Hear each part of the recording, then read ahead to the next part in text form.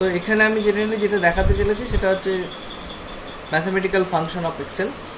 তো এই mathematical function আমি এখানে কিছু নাম্বার নিয়েছি 2, 3, 4, 45, যেগুলো 0 থেকে 9 দিয়ে তৈরি সংখ্যা। এবার আমাকে কি করতে হবে, যে সাম মানে হচ্ছে আমি এই তিনটে সংখ্যার যোগফলটা এখানে পাবো।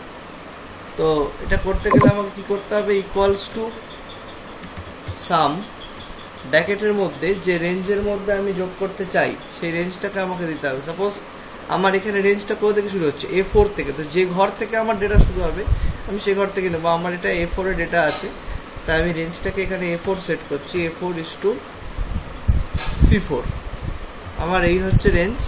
এই রেঞ্জের মধ্যে আমার সাম ফাংশনটা কাজ করছে। তো সাম ফাংশন করার পর দেখো এখানে তিনটে সংখ্যার যোগফলটা আমাকে এখানে দিয়েছে। এটা হলো সাম ফাংশন। ম্যাক্স ফাংশনের কাজ কি? ম্যাক্স ফাংশন হচ্ছে সবচেয়ে বড়টা, একটা রেঞ্জের মধ্যে থাকা সবচেয়ে বড় সংখ্যাকে খুঁজে বের করতে পারে। যেরকম আমি এখানে করছি ম্যাক্স, আমি ম্যাক্স ফাংশন অ্যাপ্লাই করবো। ইকুয়ালস টু ম্যাক্স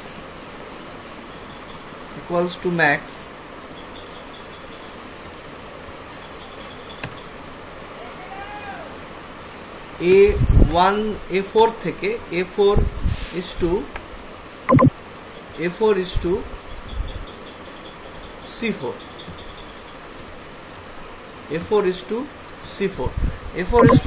এ আমি সবচেয়ে ম্যাক্সিমাম সংখ্যা যেটা আছে সেটা দেখাচ্ছি। 45 is the maximum number here. তো ম্যাক্সিমাম এখানে 45 শো করছে। মিনিমাম নাম্বার যদি আমার দেখতে হয়, আমি এখানে মিনিমাম ইকুয়ালস টু মিন বলে ফাংশনটা হচ্ছে মিনিমাম ফাংশন। মিনিমাম হচ্ছে মিনিমাম এন্ট্রিটাকে খোঁজে। তো মিনিমাম এন্ট্রিটাকে খোঁজে। তো এখানে মিনিমাম ফাংশনটা হচ্ছে ইকুয়ালস টু মিন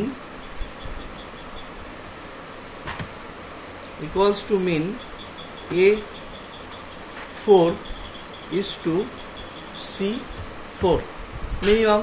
আমাকে মিনিমামটা দেখাচ্ছে, মিনিমাম কত আছে। তো এইভাবে আমাদের দেখো এখানে মিনিমাম 2। তো সামেশন, ম্যাক্সিমাম, মিনিমাম। এরপর যেটা আমাদের আরো লাগে, যেগুলো সাম ফাংশন, ম্যাক্স ফাংশন, মিন ফাংশন, এই তিনটা আমাদের বেসিক্যালি যেগুলো ইউজ করা ফাংশন, এই তিনটেকে আমরা জেনারেলি ইউজ করি। এরপর যেটা আছে এভারেজ ফাংশন। এভারেজ কথাটা হচ্ছে গড়। 2 + 3 + 45 করে 3 দিয়ে ভাগ, এটা হচ্ছে গড়। এবার গড়টা আমরা এখানে একটা ফাংশন ইউজ করি ইকুয়ালস টু এভারেজ। এভারেজের মধ্যে আমরা equals to average function use করি। এভারেজের মধ্যে আমরা রেঞ্জটা দিই। সাপোজ আমি এখানে দিচ্ছি A4 is to C4। এই A4 to C4 রেঞ্জের মধ্যে আমার এভারেজটা দেখাচ্ছে 16.6667। এবার আরেকটা ফাংশন জানি যেটাকে আমরা বলে থাকি কাউন্ট ফাংশন। কাউন্ট ফাংশনের কাজ কি? কাউন্ট ফাংশন হচ্ছে শুধুমাত্র ইন্টিজার নাম্বার, মানে 0 to 9 দিয়ে তৈরি সংখ্যাকে খুঁজে বের করতে পারে একটা রেঞ্জের মধ্যে, সেটা হলো কাউন্ট ফাংশন। অন্য কিছুকে কিন্তু খোঁজে না। কিভাবে বুঝবো? আমার এখানে 3টে 0 থেকে 9 দিয়ে গঠিত সংখ্যা আছে। তো আমার কাউন্ট আসার কথা হচ্ছে 3 ইকুয়ালস টু কাউন্ট। আমি যদি এই রেঞ্জের মধ্যে কাউন্ট করি, A4 is to count, A4 is to C4। তো আমাকে কিন্তু কাউন্ট দেবে কত দিচ্ছে দেখো এখানে, A4 is to C4 আমাকে কাউন্ট দিচ্ছে 3 দিচ্ছে। That is actually the count function. Count বলছে 3টে সংখ্যা আছে। এবার সাপোজ আমি এখানে একটা সংখ্যাকে A করে দিলাম, আমার কাউন্ট কত এসে যাবে? 2। মানে আমার নন ইন্টিজার নাম্বারকে কিন্তু কাউন্ট গুনতে পারে না। এরপর যদি আমি চাই যে আমি ইন্টিজারকেও গুনবো অ্যাজ ওয়েল অ্যাজ ক্যারেক্টারকেও গুনবো, তাহলে আমি একটা ফাংশন ইউজ করি, সেটাকে আমরা বলে থাকি কাউন্ট অল বা কাউন্ট এ ফাংশন। ঠিক আছে?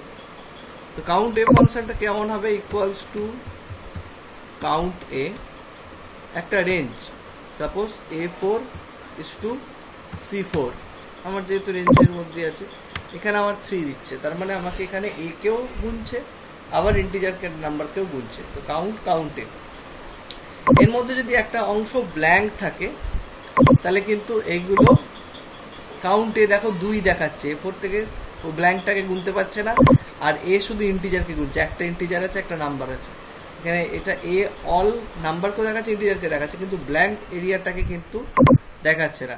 তো ব্ল্যাঙ্কটাকে যদি দেখাতে হয় তার জন্য আরেকটা ফাংশন, সেটা হচ্ছে count blank function.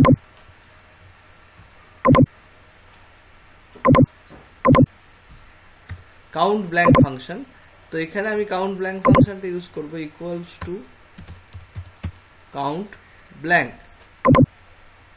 Count blank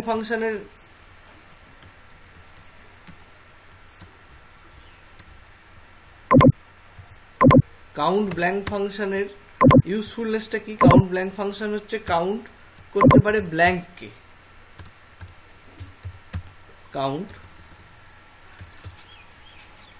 count blank function count blank হচ্ছে কাউন্ট করতে পারে যে কোনো ফাঁকা ঘর, যেখানে আমার ফাঁকা ঘর আছে, এখানে আমার একটা ফাঁকা ঘর আছে, তো সেটাকে ফাইন্ড করতে পারে কাউন্ট ব্ল্যাঙ্ক। তো আমি দিচ্ছি, দেখি কি আসে, এবং এটা শুধুমাত্র ফাঁকা ঘরকেই কাউন্ট করে, যে কটা ঘর ফাঁকা থাকবে সে কটাকে কাউন্ট করে। আমার যদি এই ঘরে আমি একটা সংখ্যা দিয়ে দিই, আমার কাউন্ট ব্ল্যাঙ্ক 0 হয়ে যাবে, কোনো ব্ল্যাঙ্ক সেল নেই। তো জানলাম কাউন্টে কাউন্ট ব্ল্যাঙ্ক। আর আগের দিন যখন আমি ওইটা করেছিলাম, আমার স্যালারি শিটে আমি কাউন্ট ইফের ইউজফুলনেসটা দেখেছি, কাউন্ট ইফ কি করে ইউজ করে, ওটাও একটা ফাংশন, কাউন্ট ব্ল্যাঙ্ক, কাউন্টে কাউন্ট ব্ল্যাঙ্ক কাউন্ট ইফ। আর একটা জিনিস আছে যেটাকে আমরা বলে থাকি সাম ইফের কথাটা কি? সাম ইফ হচ্ছে একটা পার্টিকুলার ডিজিটকে যোগ করে। সাপোজ আমার এখানে দুটো 1 আছে, ঠিক আছে, দুটো 1, তো আমি সাম ইফ করতে চাই শুধু একমাত্র 1 গুলোকে ওই রেঞ্জের মধ্যে, ইকুয়ালস টু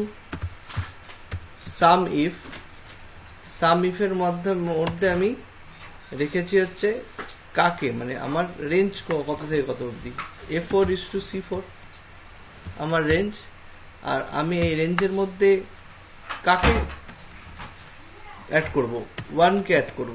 1 কতগুলো আছে সেটা যোগটা দেখাবে, 1 + 1 2, যদি এখানে থাকতো 5 আর 5, তাহলে 5 5 10, ঠিক আছে, কিন্তু আমাকে এখানে দিচ্ছে না, কারণ আমি এখানে 1 কে ফাইন্ড করতে বলেছি, যেহেতু এই রেঞ্জের মধ্যে কোনো 1 পাইনি, সেহেতু এর সাম ইফটা 0 হয়ে গেছে। যদি আমি এখানে যদি লিখে দিই 5, যেহেতু আমার রেঞ্জের মধ্যে 5 সংখ্যাটা আছে, যদি এখানে লিখে দিই 5,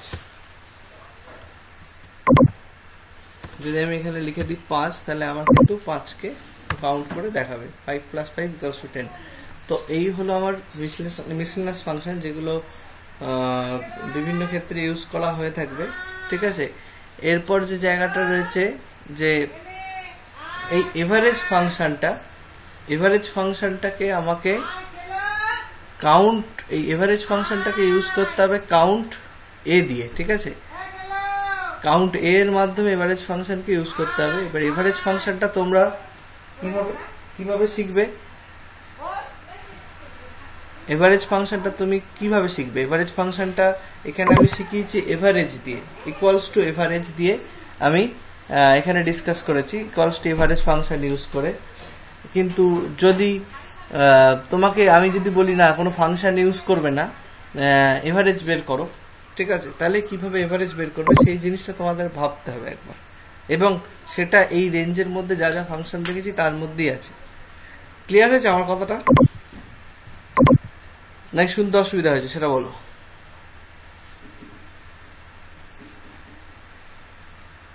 হ্যালো,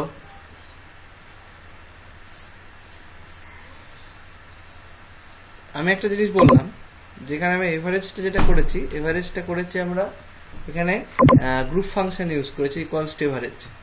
তো এই গ্রুপ ফাংশন যদি না ইউজ করে আমি করতে বলি যে ইকুয়ালস টু এভারেজ ইউজ করবে না, ইকুয়ালস টু এভারেজ ইউজ করবে না, কিন্তু তোমার এভারেজ বেরোবে, তাহলে সেটা কি করে হবে? শোনা গেছে? হ্যালো সম্পদ, শুনতে পাচ্ছ?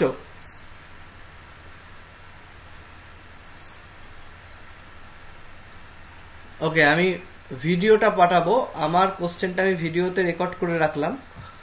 এই ভিডিও লিঙ্কটা যখন তোমরা দেখবে তখন আমি এখানে একটা কোশ্চেনটা যেটা আমি করছি সেটা বলে দিয়েছি, কি করে এভারেজ ফাংশন ছাড়া এভারেজ ক্যালকুলেট করতে পারবে সেই প্রসেসটা এখানে তোমাদেরকে ভাবতে হবে, এটা তোমাদের হোমওয়ার্ক। আমি এখানে এভারেজ দিয়ে করেছি, কিন্তু আমি চাই এভারেজ ফাংশন না ইউজ করে এভারেজটা বার করা, এবং সেগুলো এটার মধ্যেই আছে, সেটা তোমরা ফাইন্ড করবে। তো এই অবধি আমার গেল মিসলেনাস ফাংশন বা ম্যাথামেটিক্যাল ফাংশন। তো আমি এই অবধি ভিডিওটাকে কমপ্লিট করলাম। এরপরে যেটা শেখাবো সেটা আমার ভিডিও রেকর্ড করা আছে, সেই ভিডিও তোমরা দেখে নিতে পারবে। সেটা আমি তোমাদের দেখাচ্ছি, এটা কন্ডিশনাল ফর্ম